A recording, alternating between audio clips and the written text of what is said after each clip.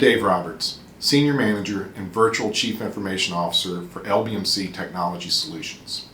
Today we're talking about Log4j and the threat vulnerability that exists out in cyberspace and all the conversation that's going on about that.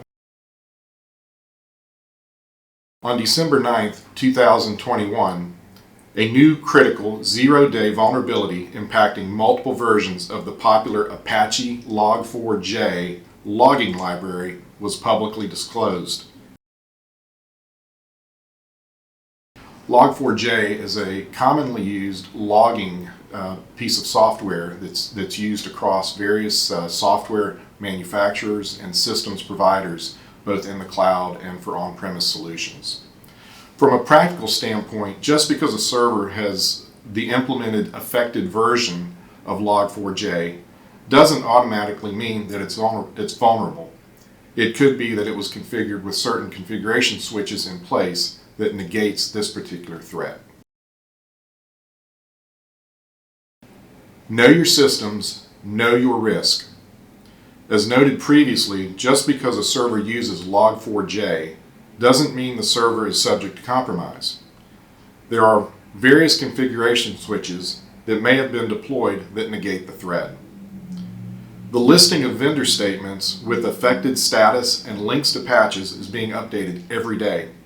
It's recommended that your organization have someone monitoring that list to review against known systems affected and whether they are systems that you use. Likewise, know your risk. It is not outside the realm of possibility, but it is not likely that you host potentially affected systems on your premises.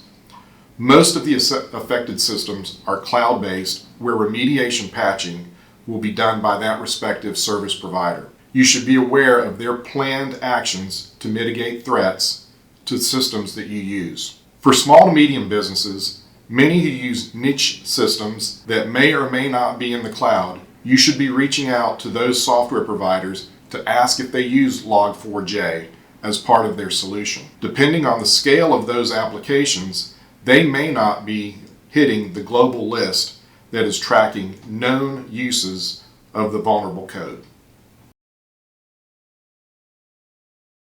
If your technology is partially or fully outsourced to a managed services provider, first, review the list of vendor responses. If you recognize systems that you use, it's reasonable to ask your managed services provider what the potential impact might be to your organization.